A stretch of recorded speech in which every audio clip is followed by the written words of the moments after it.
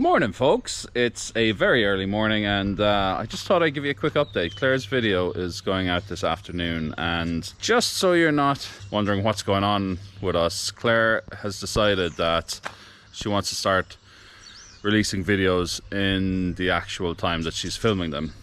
So I tried before Christmas to pump out 2 videos a week and try and get our building up to speed. We're probably still about 2 months behind in those videos, so what we're thinking is we'll release the building videos on Saturdays, and on Wednesdays we want more kind of up-to-date videos, like stuff we're doing in the garden or in the land that it's more time pertinent. It doesn't make sense looking at a spring video in the summer. So this is a quick update to let you know that starting today, Claire's going to be doing kind of like updates from the homestead, from the fields, from what we're growing, what we want to raise, and then we both continue to release on Saturdays until we're up to speed with the build process. Once we're up to speed, we see what happens from there. But that's a short update, and over to Claire. Enjoy the video. Good morning! Welcome to a slightly new section of West Cork Wonder, all to do with the land and the garden. We have an awful lot going on. We did have a lot going on with the house, and we still have a lot to do with the house, but this is a new section that I'm going to do just to give you an idea of what we're all about, really. I'm going to just set you up here on my stand so that hopefully you can see. Okay, so that's better. We're back in the caravan. We only use this caravan for sleeping, for me and Rob. Kids are in the house. This is where we used to work, our full-time jobs. Since it got cold, we've moved into the house because it was just way too cold to sit here and look at a screen and work. We've moved out of here, so this section of the caravan now is free and empty, and I plan to do a big tidy up. I can't show you everything here at the moment because it's just still a bit of a tip. This is where I plan to do all my planning for the land. I suppose firstly, like, what do we want out of it? Like, the biggest thing for us was to become a bit more self-sufficient. What we grow and what we produce, maybe meat-wise as well. We've got a lot of plans for that. We don't have a huge amount of land, but we have about 3 acres, and that's enough to do something on a sort of a small scale. Now, we haven't ventured down chickens or anything like that because we want to plan it, and also there's just way too much going on with the house to even take on anything like that, especially with us both working. Now, been a slight change to that in that I have handed my notice in at my job. So I'm due to finish at the end of February. Big news. It's very exciting in a lot of ways because I want to get going. I want to do things in the house that I can see need to be done. It was all getting quite just tight in being able to get everything done. Hopefully with this time from March onwards, really, I'll be able to really get going on the land. And like I said, the big thing for us is to just reduce our consumption of food from the supermarket. At the moment, we buy everything from convenience stores, like most people. We go and do the daily shop at wherever it might be. In this case, it's Bantry, which is usually Super Value, which is quite expensive, but then the produce is good and you get a lot of organic produce there, which we're trying to buy more of. But generally, most things come in plastic packaging. And at the moment, even trying to recycle all of that is just really difficult. And also, where is it all coming from? I was just looking at a packet of tomatoes that we opened last week, and they're from Spain. We need to be able to produce all of that and produce enough to be able to get us through the winters and do a bit of canning. So I'm all into that at the moment, and that is my massive priority for this year. So what have I been doing to get ready for it? As you can see here, I'm surrounded by boxes of seeds. Rob knows how much I love growing things. We did a fair bit of growing in our tiny little postage stamp of a garden in Middleton, but not as much to be able to have potatoes into the winter and this kind of thing. You just grew enough for the couple of months that we're in it. And in Ireland particularly, it's difficult. Sometimes you can get a really good summer, but sometimes it's pretty miserable and things don't grow as well as they should and whatever. We have purchased a polytunnel. Now the polytunnel, because of where we are, I'm going to show you in a minute, because of where we are, we're on a hill here sloping down to Mount Gabriel in Ballydehob, we get hit by all of the south and southwesterlies, more so the westerlies from the mountain. The southwesterlies come, and luckily our neighbours from this side, they have quite a lot of tall trees, so we don't get it so bad, but it's straight on at us from the mountain, and this caravan, yeah, it knows all about it. So it really can be quite difficult. So we did a lot of research into the sort of polytunnel that we wanted. The one that we've picked on, we'll show you when it arrives, is one that they put up on the Aran Islands and really wild places. It's not soft plastic and it's steel framed. So we decided to bite the bullet on that and go for something really good that we knew that we could produce fresh produce all through the summer, hopefully into the winter. This is all new to me. Any ideas and any little comments, do let me know on where we could improve on this as I show you what we're going to do. So what I have in front of me here is piles of seeds. Rob ordered a lot of these online. Funnily enough, most of them are German. All of the seeds are all in German. But anyway, it's okay because we have some lovely German neighbours, and so if I have any problems, we'll sort that one out. We decided to choose things that we knew that we liked growing previously. One big thing for Rob would be tomatoes. He absolutely loves growing tomatoes, so that was vital reason to get the polytunnel. Look, you can even see he's gone out and got all sorts of varieties of tomatoes. His favourites are Roma tomatoes. I would prefer the cherry tomatoes. We actually grew all cherry tomatoes the last year that we had a garden, which wasn't last summer because we just moved here, but the summer before. And cherry tomatoes actually do not too bad outside here in Ireland, because they don't have to grow as big. And you can be quite successful with them in hanging baskets. So I had a lot of hanging baskets where I could grow them out of the hanging baskets, and they did quite well. So tomatoes, but we plan to do everything, not things that we don't like. I remember that same summer, I just put in a pile of turnips. I don't know why I put in turnips or what possessed me to put turnips in. I don't particularly like turnips.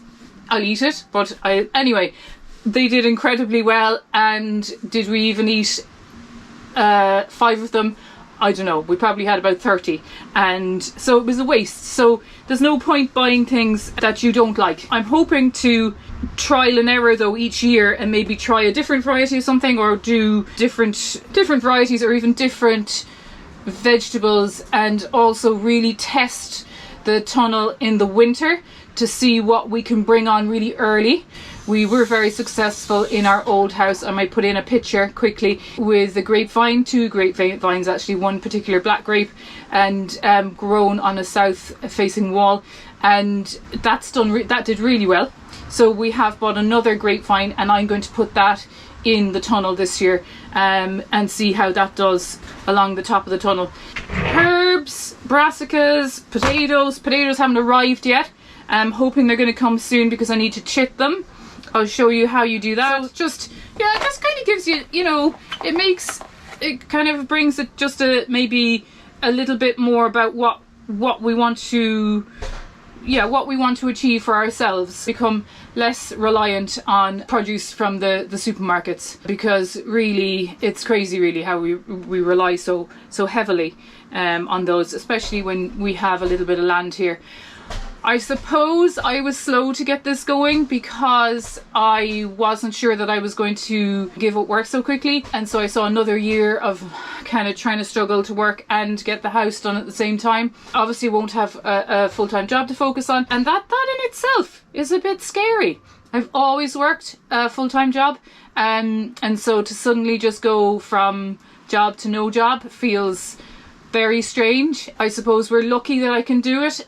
We don't have any mortgage anymore, and so we don't need to be earning the same salary that we were. When I think of it, even this time last year, just before we came here, we were, there was a massive monthly mortgage going out. It was just ridiculous really. So to be able to live and not have to worry too much on the money side, but it's not that I plan to sell any of this. I don't know how this is going to go, but it's really just to knock out the money, the 100 or the 200 a week that you might spend on a shop in a supermarket. We're 4 adults in the house. The children, can I call them children? Yeah, one's still a child.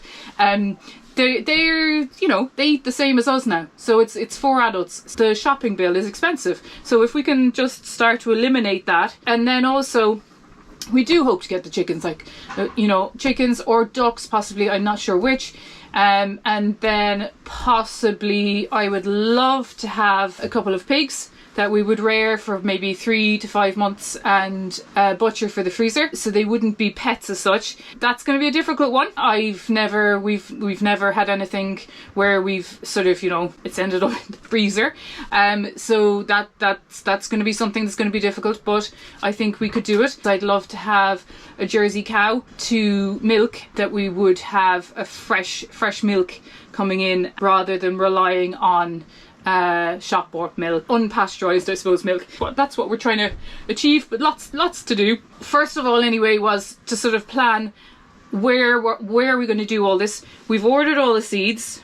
We've probably ordered way too many, but it's planning out where we're going to put them. I'm going to do up a little drawing of what I see and what we have. Actually, this book has been very handy, The Backyard Homestead.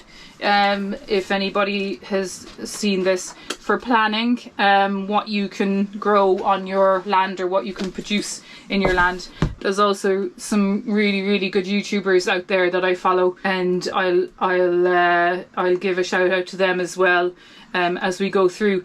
So what I'll just show you today is the area that we have and how I sort of see it progressing, and how we plan to move on from this, because obviously it's February now. Some of these seeds should be already in seed trays to get going. Our tunnel will be here within the next fortnight, and we haven't got someone to put it up, so we have to negotiate the installation of it.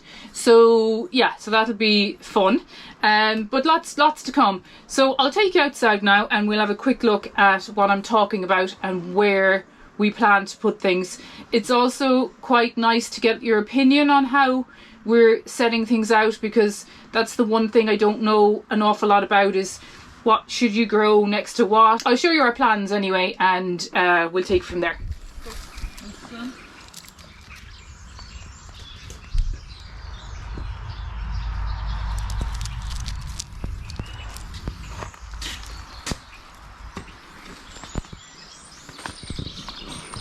Okay, so this is the field which we plan to do a lot of growing in.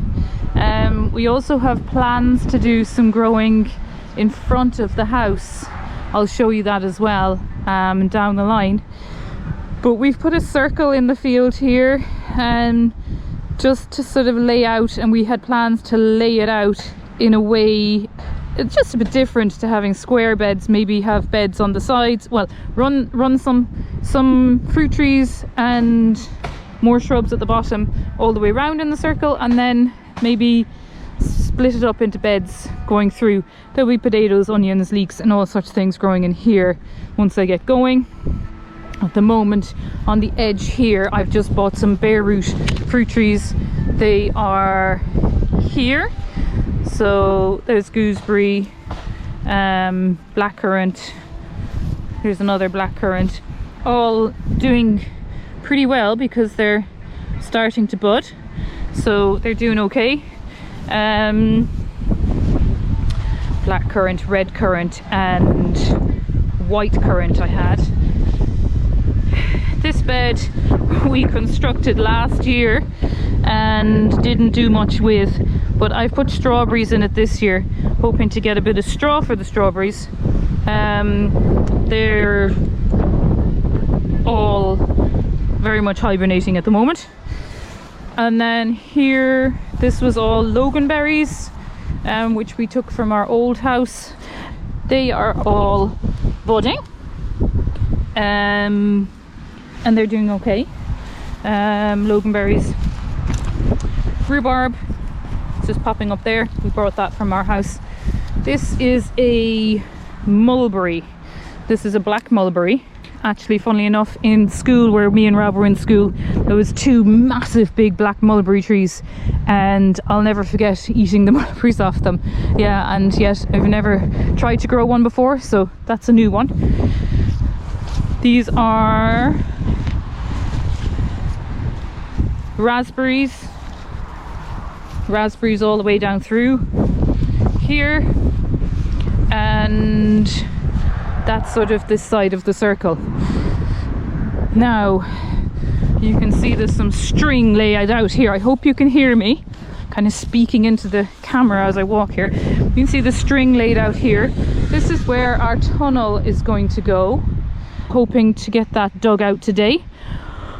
I'm going to put you on a time lapse while I start that. That's a priority because it's on the way. And then just towards the end of today, I'm going to show you the orchard at the top, because I want to prune those trees. They should have been pruned when I put them in.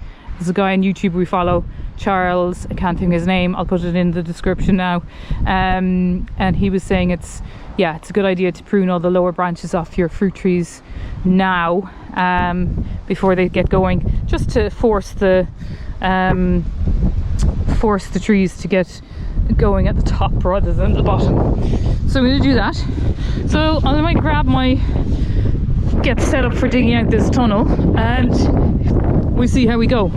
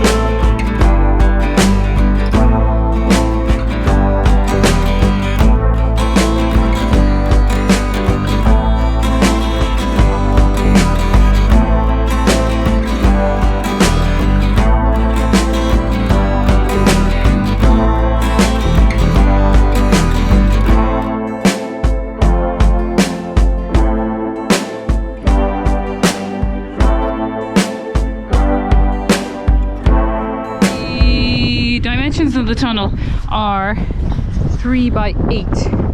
So if you can see my string, my different colored string laid out here, I have 6 holes, one here at the start, one here at the middle. Now Rob might come along and tell me they have to be deeper, here at the end, and 3 on the opposite side. And the plan is to cement these in the corners with some rebar, and then also level it. So I may put some concrete blocks on one side to level the whole thing with the other side, because we are on a slope. So that's what I'm going to do now. I'm going to get some blocks and start to level this side, maybe run a piece of wood across the top with a spirit level and check the levels. I hope you can hear me because of the wind. I'll go and get some blocks. Got me blocks in me trusty tractor. Let's go.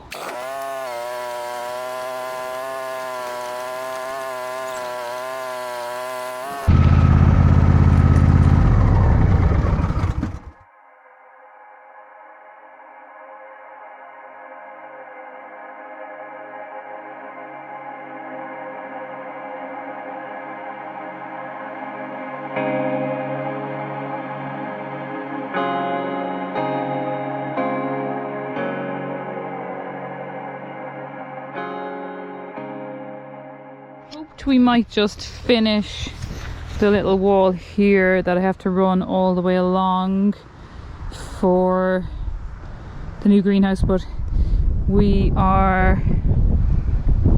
I just have a puncture on the trailer of the tractor, so the rest I may have to use the barrow to get the rest of the blocks over. But anyway, that's how high I needed to be, 3 blocks high, in order to be level with the other side here.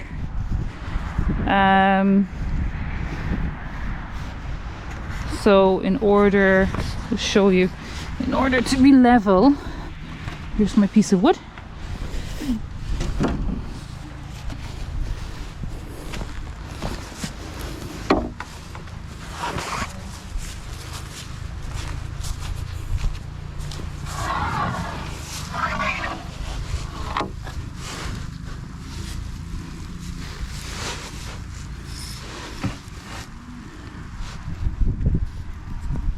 See, to be level there with the ground as it is, that's as high as I need it to be. I'll show you with the spirit level there.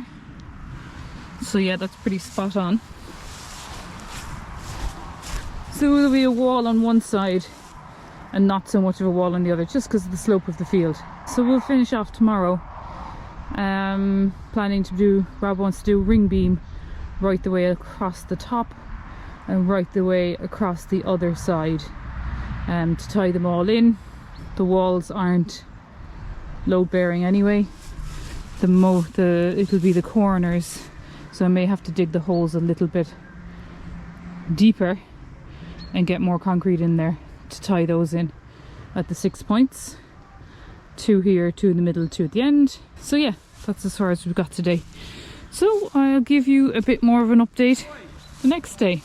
Where's my cup of tea? Somebody's calling me for a cup of tea.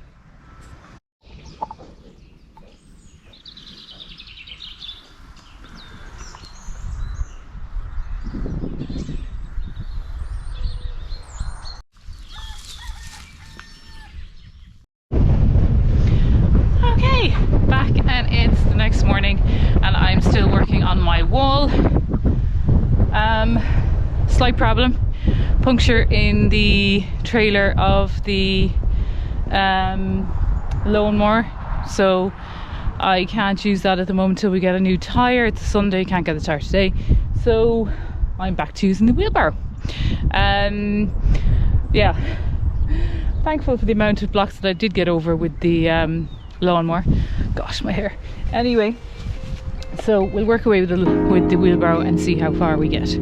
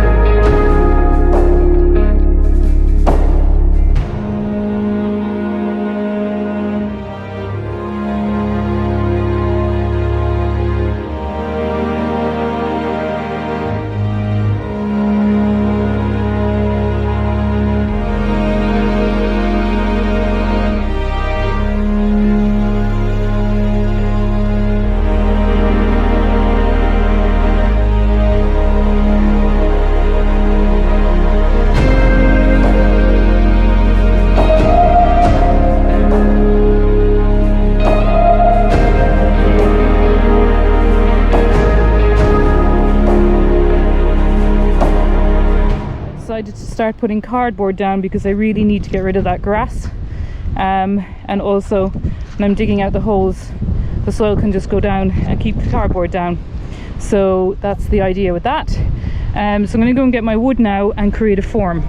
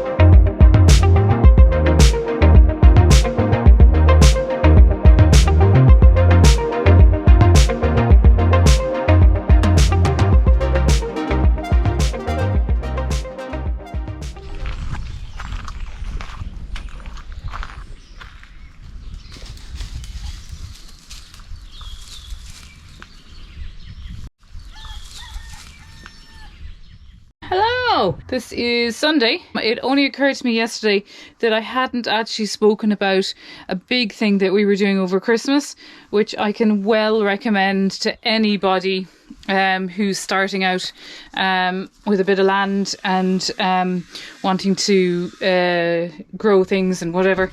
The door is closing now and you can't see this lovely sun. But anyway, back in the van.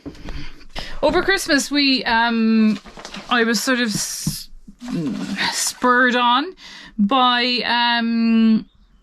a lovely chap in County Meath called Paddy Mangan, and he actually started something called actually his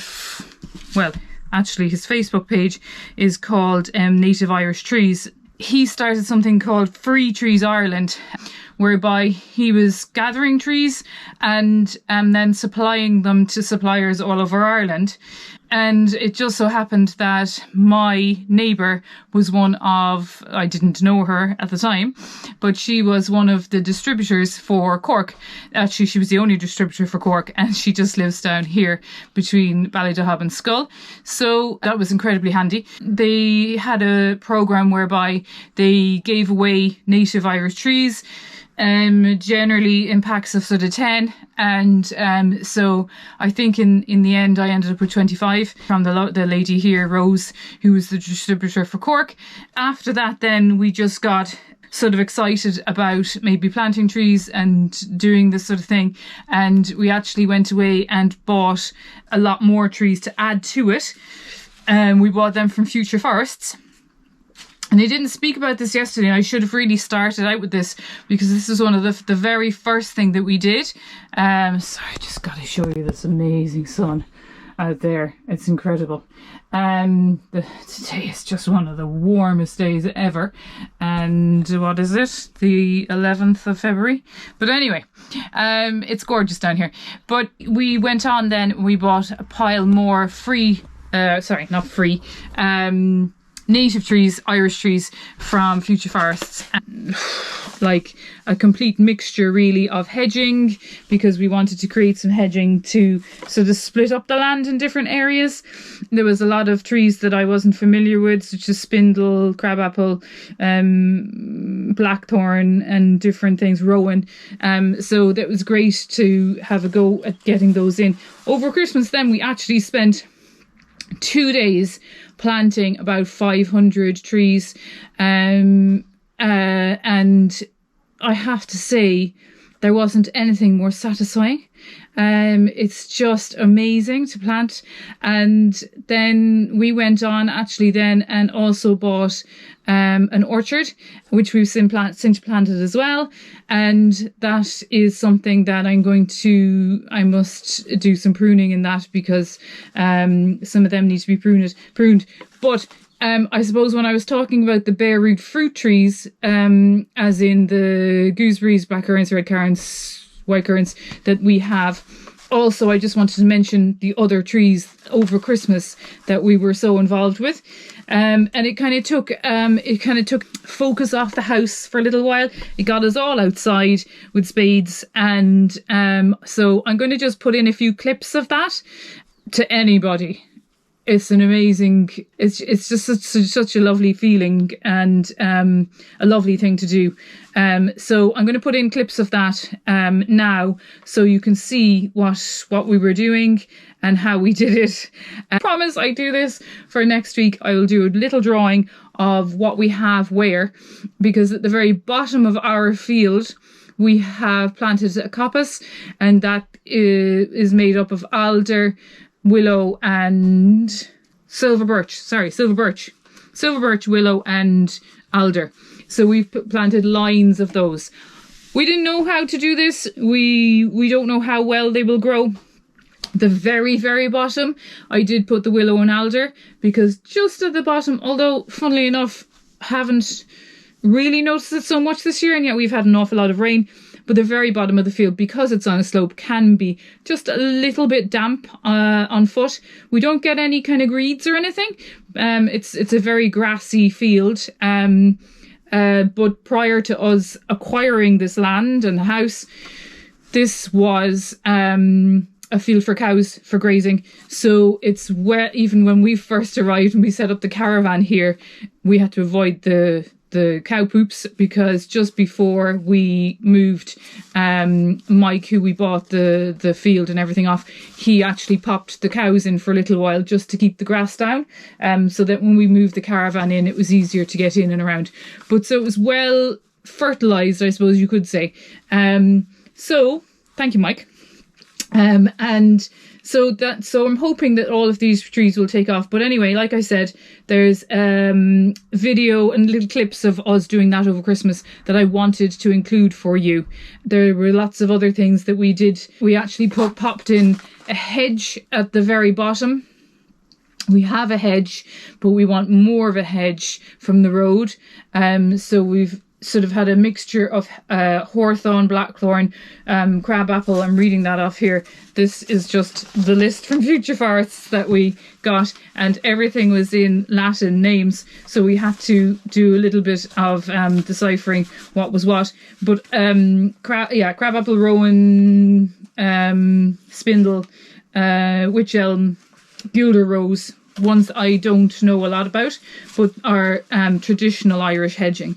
So, and copper beech. And so all of those are in at the very bottom. We've also hedged off different areas. And anyway, I'm going to show you all of that as they go. And it's lovely even to go down today on a sunny day, but I won't do that today because we're getting stuck into this, the form for the polytunnel at the minute. But everything is budding. And even you can just see the catkins, is it the catkins on the willow, all just popping out. So it's just lovely to see everything starting to come to life. So if I was to say anything to any of you starting out, go and get some trees and just plant them. You still have time now to do it, because they're all in hibernation now, and this is when you can pick up bare root trees, and they are cheaper to buy now than they would be later on, later down the line. I mean, I can see here even on the price list, like we bought a pile of hawthorn, 20 odd hawthorn, I think, and they were 95 cents each. So it doesn't cost the earth to do these things at all. And blackthorn, I'm just looking here, was 140 per tree, or per bare root. So yeah, it's well worth doing. And also, we have bought things that we probably won't get to really enjoy, but it's also, I think there's a massive push at the moment with farming and everything, farmers and everything, because there is actually some grants that you can actually go through as well for doing this. I think we did consider doing the acres scheme. But there are other grants as well, I think, and you are actually specified what you can plant in your area if you go down that line. And we wanted to have a bit more flexibility about what we wanted to plant and where. So.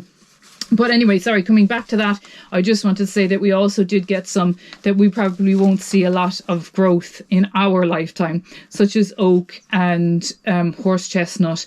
Horse chestnut is a favourite of my own, because at home in Kilbrittain, which is where I'm from, we had our whole field, as it were, across the road was surrounded by horse chestnuts, and they're just massive, beautiful trees.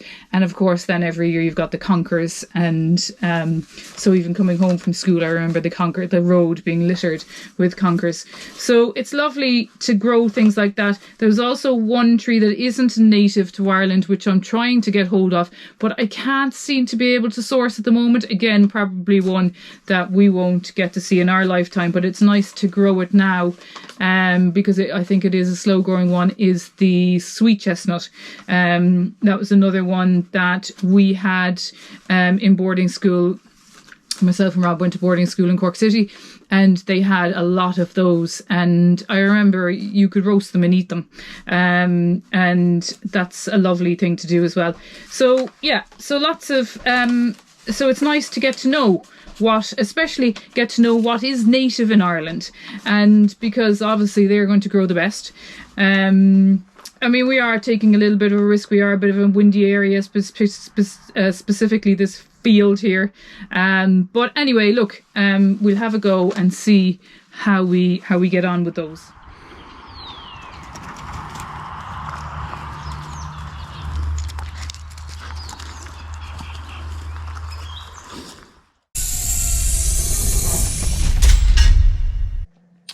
Good morning. It's a lovely morning this morning. It is the 29th of December, and we're doing something a little different today.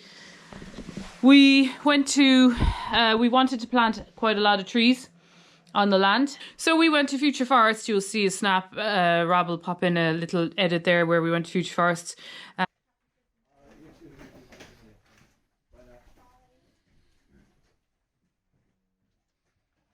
That's really cool. Smile, Clare.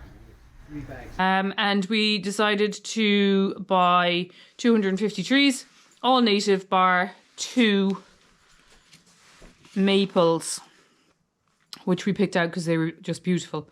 So this is the trees. This is just the list of the trees that we got, and we've sort of put a plan together. Although now I can't get into Rob's laptop. So here, Rob has done a bit of a spreadsheet here, and a plan of where we're going to put them. Because I'm organised.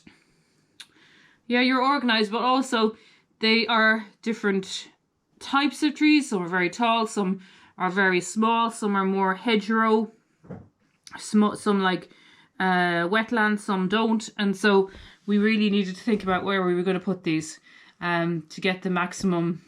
We watched Off-Grid Goose, and he had planted lots of trees, so he had lots of experience on this, a lot more trees than what we're planting. But the 3 points that he wanted to make everybody aware of were what? No, he planted them. I'm just putting on my shoes. Bruce planted them a year ago. Yes. And so I wanted to know a year later, had he any updates? So I asked him, and he said the 3 things were to plant with a big group of people. It just makes it go faster. We don't need to do that because we have the machine. The second point was to plan everything. So I think he's ended up moving a few.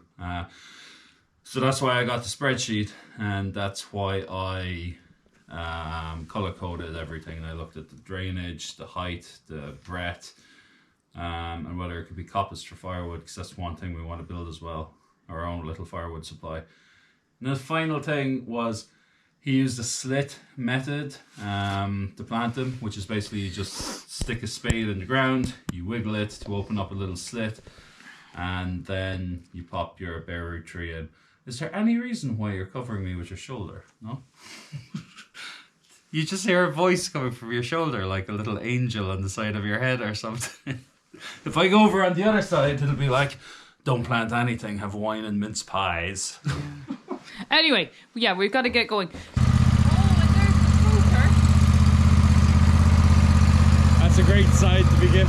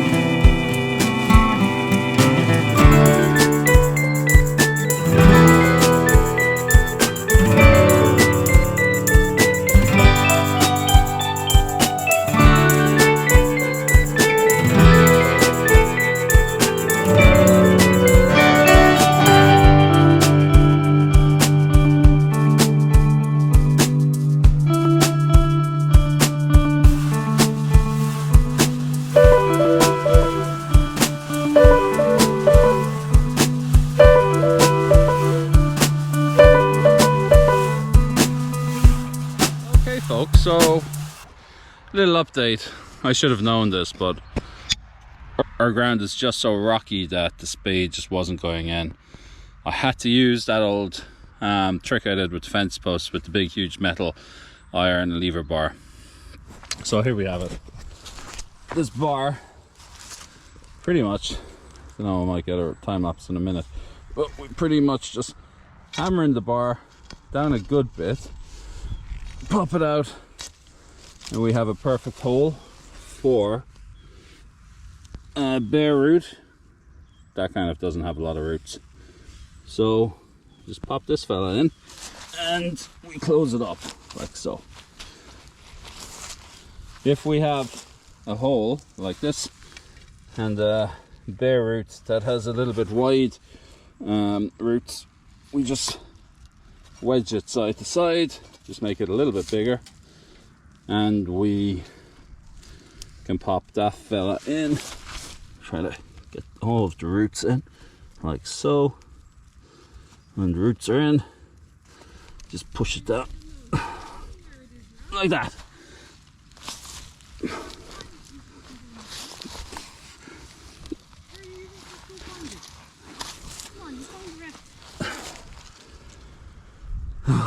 It's not ideal now. Anyway, and then when you have a huge piece of root like this, we make the same, but we make the hole much bigger. I'm going to do this one-handed, but just squeeze the roots into the hole like such.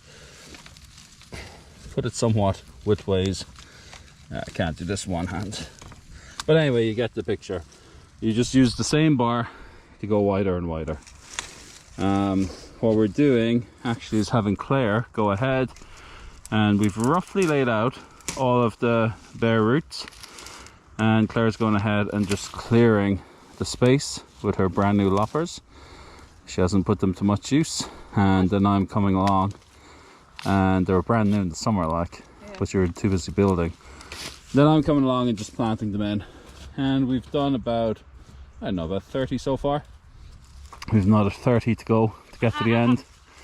The weather is just gorgeous. Very light breeze, but lots of sun. So I'm in a t-shirt, so I'll catch you later.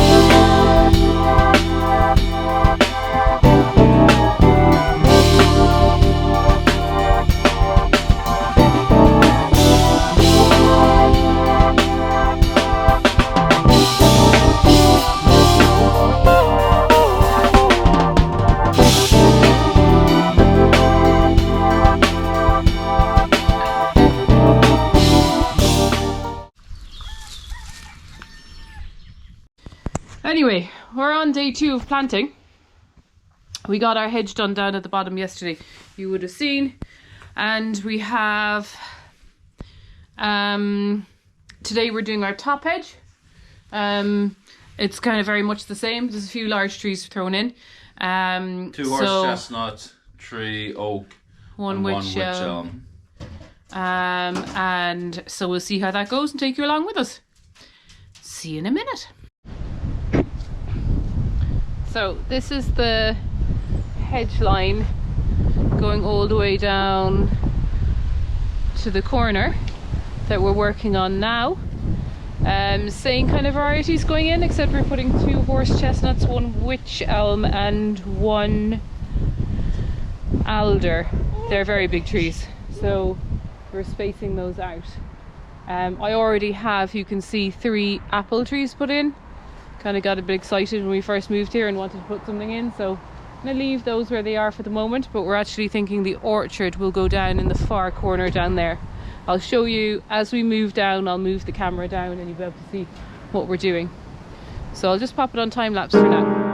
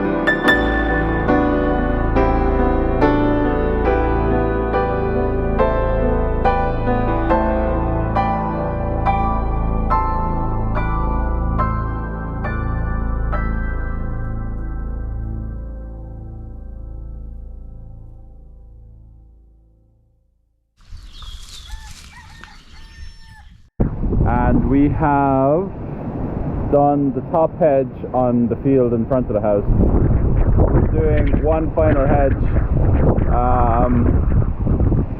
behind us here, which is a new divide, so there's no hedge there at all. And yeah, we're just gonna do a hedge halfway down, because on this side we get savage views and sunsets over the mountains. So we're just gonna take the hedge down probably as far as this building. It's going to be our garage eventually, and the hill just kind of drops off, so we can worry about that hedge later.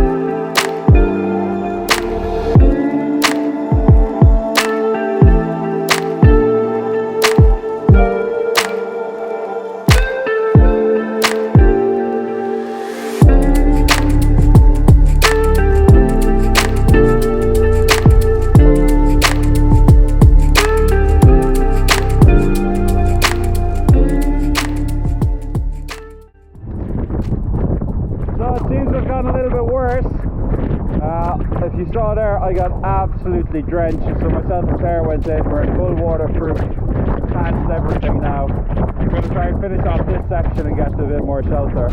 We'll make it quick.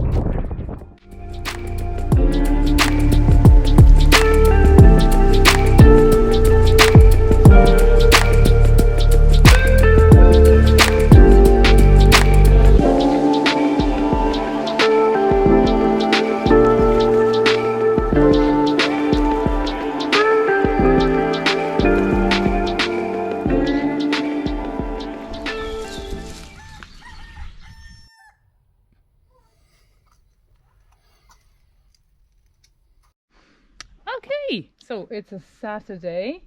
It is.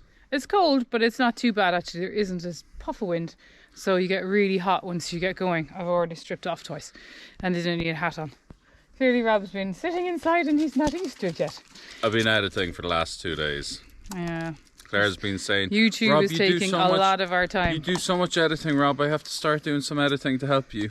So whenever I do, start a I video, do. I'm like, come on over and help me. And she's like, oh, Rob, I have a million things to be doing. Yeah, no, I do have to. I Yeah. get stuck with it. Okay, so we're just going to do something slightly different today. We showed you already how we planted our trees, a lot of them. Well, we got a few more. And Rob had this voucher from Christmas and we bought them from a place called Clare, a garden nursery or somewhere. I think they're in Dublin and Galway and wherever. Anyway, they deliver to the door, and so this is our delivery. We've decided to go fruit trees, and so they need to get in the ground. We've got, I'll show you what I've put in. I've put 4 in already, and then these are apple, pear and plum, and they're actually a lovely size, so we get them in now today as well. I'm going to show you where they go. And these are sort of a mixture of leftover hedging and trees that we are going to put in. The 2 in the pots are eucalyptus. We have places for all of these. It's just a case of putting them in. And then this morning I just popped down to Rose down the road because she had some leftover free trees which were from Paddy Mangan on the native, is it native Irish trees? So I'll show you, I might load up the tractor and just show you. You have the 2 maple as well. Yeah, we have to get them in too. Okay, that's your lot to do. So I'll get the tractor out and we'll get going. Okay, so just give me a minute and we'll get the old machine out.